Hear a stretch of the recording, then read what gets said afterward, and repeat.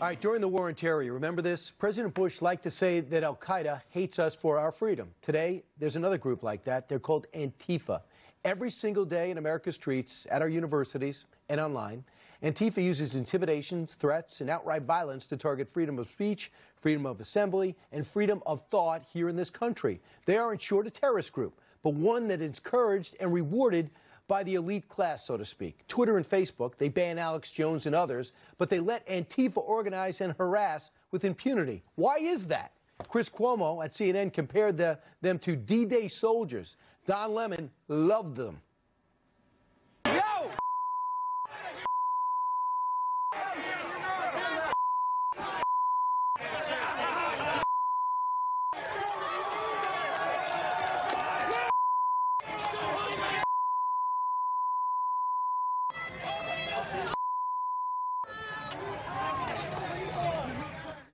It says it right in the name, Antifa, anti-fascism, which is what they were there fighting. Listen, there's, no organization is perfect. There was some violence. No one condones the violence, but there were different reasons for Antifa and for these neo-Nazis to be there. One, racist fascists. The other group fighting racist fascists. There's a distinction there. No group is perfect. I would say that is pretty much an understatement. Is it time to classify Antifa as a terror group? Bernie Kerik is a former New York City police commissioner, helped put together an anti-terror task force. Commissioner, how do you label this group? Well, listen, first of all, this is an extremely violent group that goes out and threatens, intimidates, attacks, with extreme violence for political reasons. If you look up terrorism, the definition of terrorism, that's what terrorism is. When somebody imposes threats and violence against someone else for political reasons.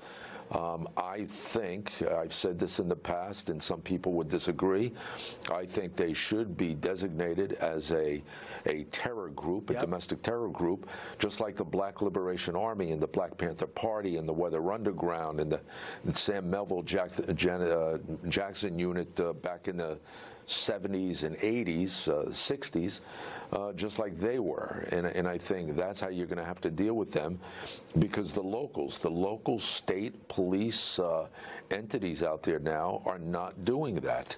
I watched this demonstration in Portland. I was appalled that the police wasn't more active, preemptive, proactive. Some of the beatdowns, this young journalist that was beaten, severely beaten, not just smacked around, severely beaten with substantial injuries. And this stuff is growing. It's in Portland. It's in, California. It's in a number of these states where you have Democratic leadership and Democratic mayors. But Commissioner, also, they started in the 70s, I understand, anti-fascist. They want to push back against any white supremacist organization. They've now morphed into anti-Trump and anti-conservative.